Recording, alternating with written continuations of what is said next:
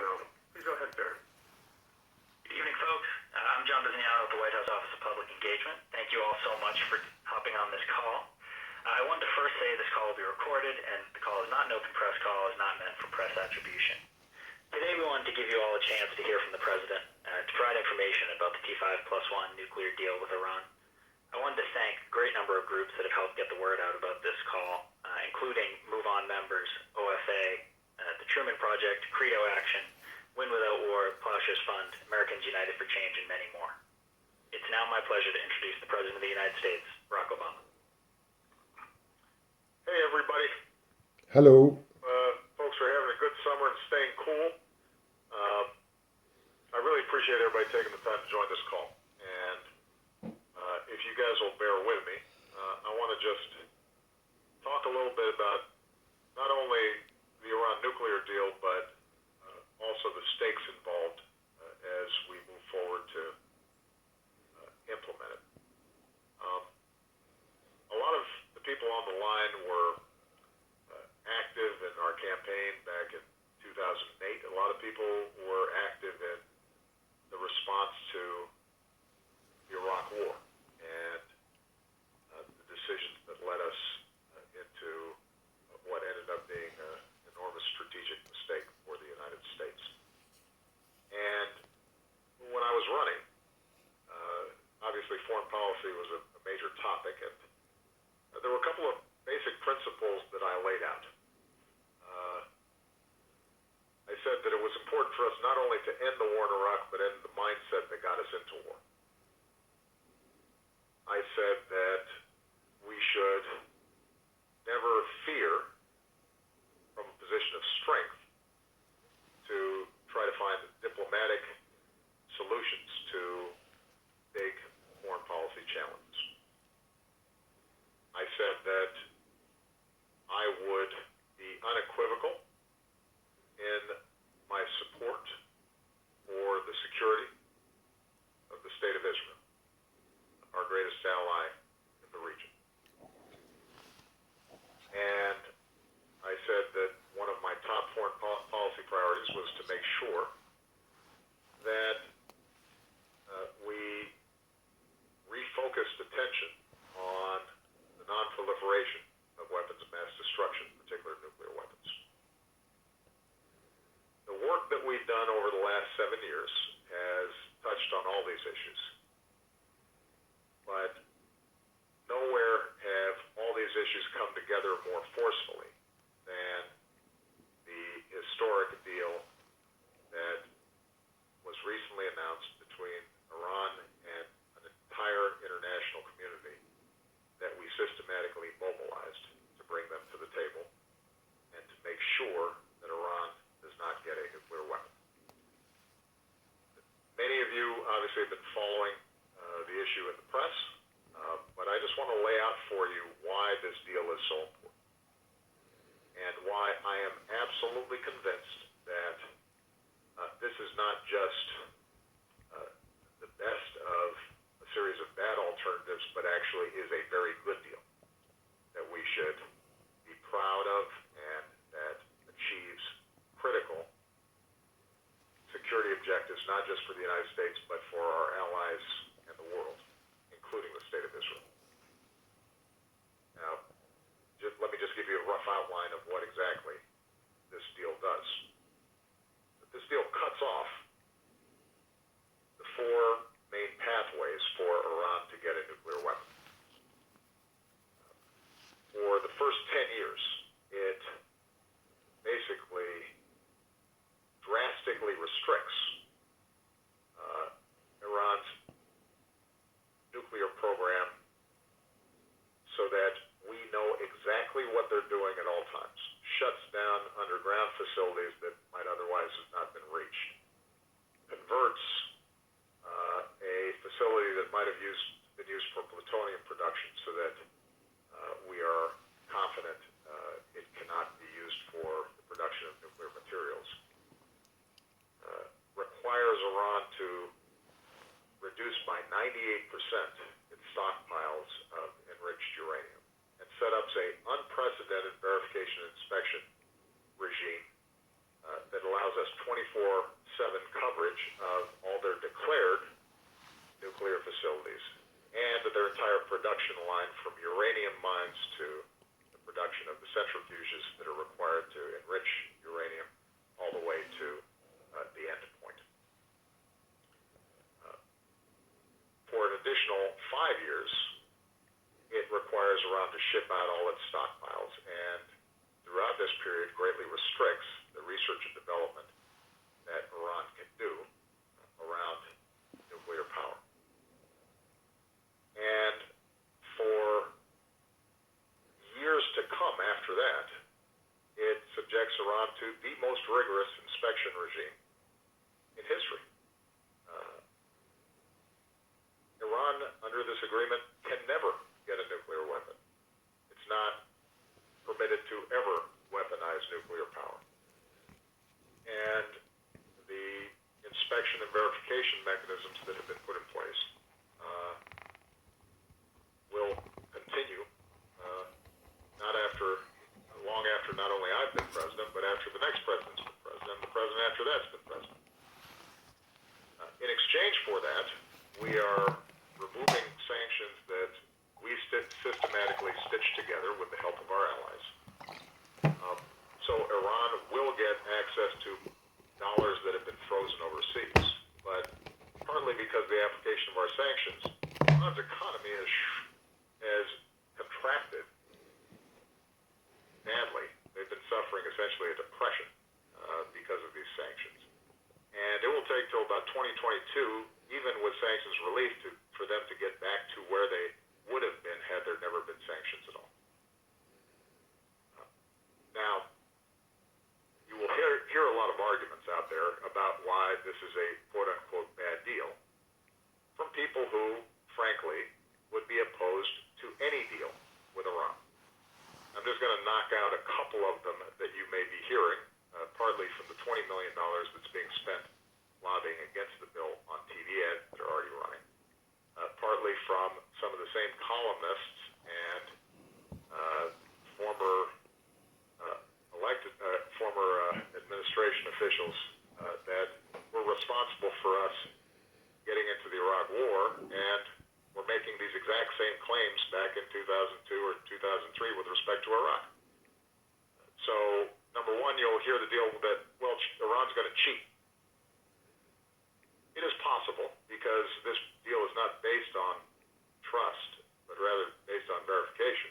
And the Iranian regime is, in fact, a brutal theocracy that is anti-American, anti-Israel, and denies the Holocaust, and supports terrorist proxies, and has been involved in destabilizing activities throughout the region, that they might try to cheat. But because of this deal, we are absolutely certain to be able to catch them more effectively than without a deal. The costs of them cheating become extraordinarily high. And we've set up a system in which, if they were caught cheating, we can unilaterally reimpose the entire regime of sanctions that are currently in place, and Iran's economy would go back into the tank. You will hear that the inspectors may not get in there fast enough to catch them cheating, except the way this thing is set up, we have the power to override any objections that Iran may have about access to any sites, declared or undeclared, and if they did not cooperate, once again, we're in a position to put sanctions back in place. So the bottom line is that during the duration of this agreement, it is extraordinarily difficult for Iran to cheat. We will almost certainly catch them quickly, and we are able to reimpose penalties on them. You'll hear arguments that say, well, the deal is good for the first 15 years, but after 15 years, they're going to have all these centrifuges, and now they are going to be in a position to kick out all the inspectors, cheat, and potentially break out for the bomb. It is true that after 15 years, they are able to have a peaceful nuclear program, and because of the nature of peaceful nuclear programs, they are going to have greater enrichment capacity than they do right now. The problem problem with that logic, though, is that if we don't have a deal, they'll have that exact same breakout capacity 6 months from now or 9 months from now or a year from now. So it's kind of hard to argue that somehow we're better off in a situation in which in 6 months we might have to resort to force in order to prevent Iran from getting nuclear weapons, rather than 15 years from now, after we have established a verification and inspection regime and we know everything we need to know about the Iranian nuclear program. Any president will be in a much better position, if they have to take military action to prevent Iran from getting a nuclear weapon. You'll hear that the money that they're getting is so significant that Iran will be able to engage in greater terrorism and destabilizing activities in the region. There's no doubt that some of the money they get will probably be used for military purposes, but keep in mind that Iran's military budget is $15 billion. Ours is well over $500 billion. The military budget of our Gulf allies is $150 billion, or 10 times that of Iran's. We are going to be able to deter Iran from attacking any of our friends and allies through conventional forces. The danger is if they get a nuclear weapon, which is exactly what this deal prevents. The third thing that you may hear is that this, in some ways, legitimizes Iran and so prevents us from counteracting the work that they do in terms of financing or arming Hezbollah. In fact, there's nothing in this deal that prevents us from forcefully confronting Iran on non-nuclear behavior that is contrary to our interests or the interests of our allies. So, for example, we will continue to be able, under this agreement, to interdict and prevent Iran from arming Hezbollah under international legal authorities. That doesn't go away.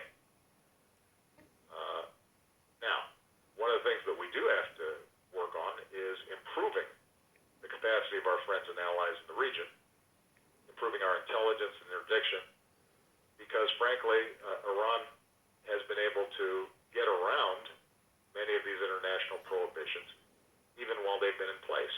But the problem there is not because somehow this deal eliminates our legal authorities. The problem is that we've got up our game, and that's the cooperation that we are prepared to engage in with our allies in the region. So the bottom line is this.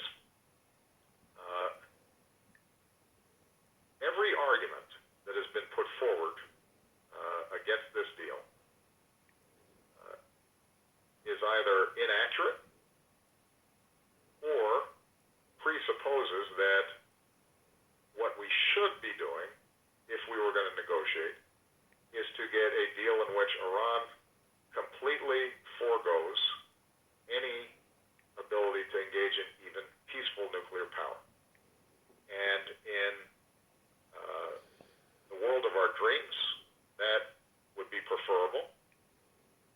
But in the real world, there's no expert on Iran or foreign policy who would suggest that Iran, which is fiercely proud, would have agreed to that. In the real world, this is a deal that gets the job done. And if you hear people say that we should have gotten a better deal, you have to ask them, what exactly do you mean? If what they mean is that Iran should have completely eliminated any claim to peaceful nuclear power, then what you have to say to them is that Iran would not do that, and the only way to achieve that effectively was if we were prepared to go to war. Now, some people will object and say the president's putting forward a false choice. We don't have to go to war. We could just continue with the sanctions we have and further weaken Iran until they finally come hat in hand and asking for relief. The problem is the reason the sanctions have been so effective is because we have the entire world community behind us. And behind this because I told them that we were sincere about a diplomatic solution, that this was a way to avert war, and because of their belief in our willingness sincerely to resolve this diplomatically, they were willing to go along, oftentimes at considerable cost, because a lot of them needed Iranian oil and could get it cheap. They were willing to come along with us, understanding that we would be negotiating in good faith. The world has now concluded that, in fact, we achieved our aims. And there is near unanimity around the world in support of this deal. Traditional allies like the British and the French and the Germans and the Japanese and the South Koreans and the Australians, but also competitors and, in some cases, adversaries of ours. China, Russia, and others. And as a consequence, if in fact we now rejected a deal that we negotiated and pressured the entire world to help bring about, and that 90% of nuclear scientists and non-proliferation experts and the overwhelming majority of former ambassadors, both Republican and Democrat, and anybody who knows anything about how the Iran regime operates and the nature of its nuclear program, if those folks, our allies, our friends, and the people who know most about these issues, including my Secretary of Energy, Ernie Moniz, who is a nuclear expert from MIT, if in the face of that consensus, we had a Congress that for political reasons rejected this deal, not only would we miss our best opportunity to make sure Iran doesn't get a nuclear weapon, but we would find ourselves in 3 months or 6 months or a year confronted with the prospect of us having to engage in military action to prevent them from getting nuclear power, or at minimum, we would find ourselves completely isolated from the rest of the world with no credibility to negotiate on any international agreement, because people would believe that an American administration will be constantly overridden by politics in Congress and here in Washington. So the stakes could not be higher. And as we go into the summer, one of the challenges that I'm putting to everybody on the phone is you guys have to get more active and loud and involved and informed, and start making your voices heard with respect to members of Congress. Because the lobbying that's taking place on the other side is fierce, it is well-financed, it is relentless. And in the absence of your voices, you are going to see the same array of forces that got us into the Iraq War leading to a situation in which we forego a historic opportunity and we are back on the path of potential military conflict. The facts are on our side. I've never been more certain about a policy decision than the one I am, than this one right here. But the politics are going to be tough if all of you don't get involved and get active. And one of the frustrations that I've always had about the run-up to the Iraq War was that everybody got really loud and really active after it was too late, as opposed to on the front end. Now, the advantage you have right now is you got a president in the Oval Office who is on your side and cares about making sure that we are promoting non-proliferation, promoting U.S. and Israel security, promoting diplomacy, and changing our war mindset.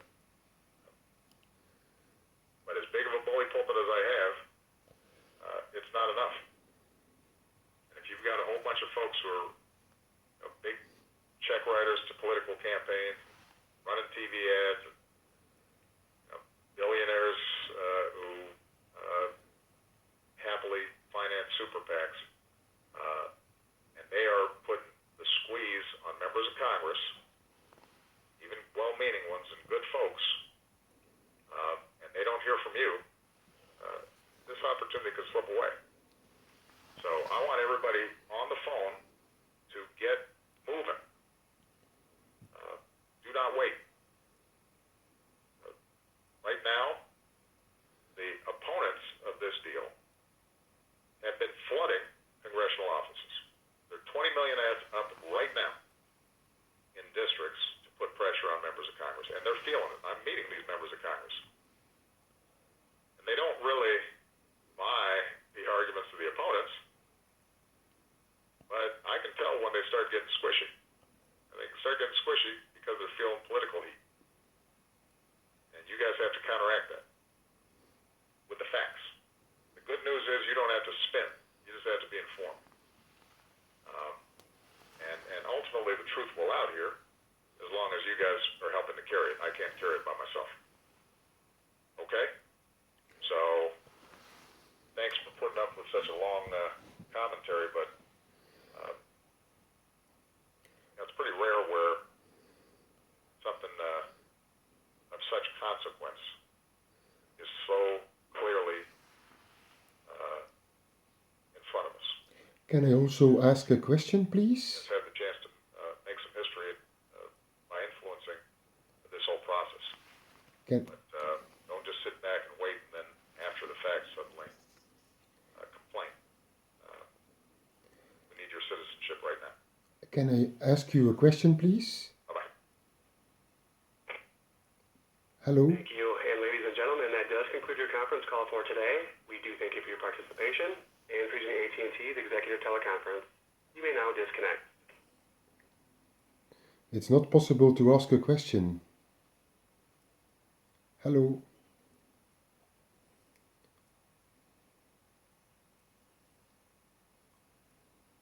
Hello? Hello, I had some questions. What with the financing of terrorist activities by Iran? Is this also part of the deal?